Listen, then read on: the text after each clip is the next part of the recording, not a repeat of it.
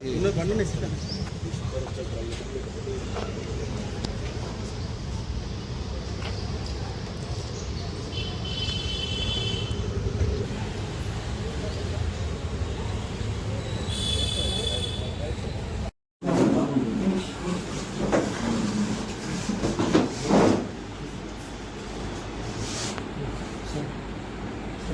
లో వీళ్ళ దగ్గర చేంజ్ సర్కిల్ ఆఫీస్ లో సర్కిల్ ఆఫీస్ లో పైన 4th floor 5th floor Begumpet Secunderabad circle office all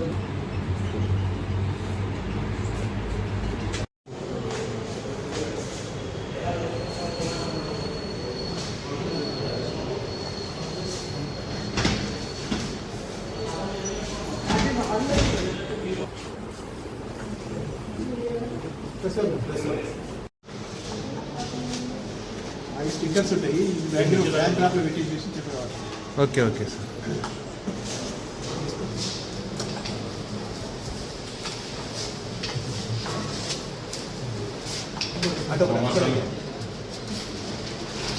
లిఫ్ట్లో ఉంటే వేగా లిఫ్ట్లో ఉంటేస్తే అందరూ చూస్తారు.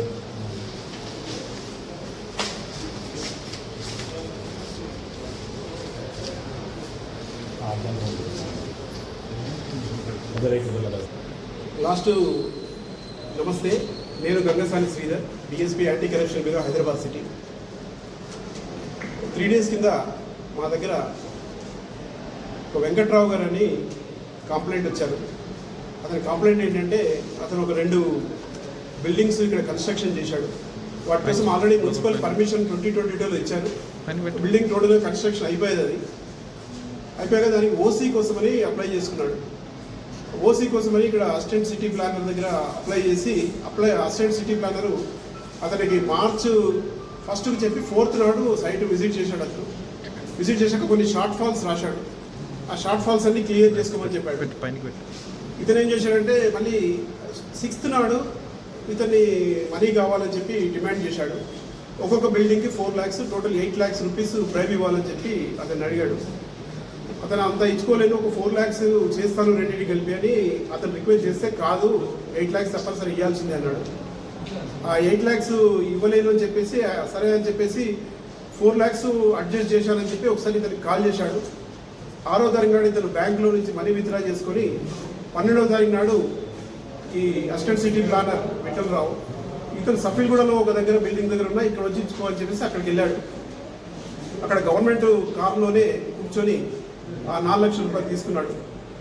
తీసుకున్నాక ఇది రెండింటికి కలిపి 8 లక్షలు అవుతుంది కదా, ఇంకా 4 లక్షలు కావాలన్నందుకు లేదా ఇవ్వలేను, ఈ 4 లక్షలతో చేయండి మీరు, లేకపోయేది ఉంటే నేను ఏసీబీగా కంప్లైంట్ చేస్తాను, లేకపోతే నేను ప్రెస్కి వెళ్తాను, లేదా హైకోర్టులో వేస్తానని చెప్పాడు అతను. ఇతను May 1st నాడు ఆ 2 కూడా రిజెక్ట్ చేసేసాడు. చేశాక మా దగ్గరికి May 1st నాడు మార్నింగ్ వచ్చి కంప్లైంట్ చేశాడు. ఈవినింగ్ నాడు 2 రిజెక్ట్ అయిపోయాయి ఇక్కడ నుంచి. ఆ విషయమై ఎంక్వైరీ కోసము ఈరోజు వచ్చి అరెస్ట్ చేశాము.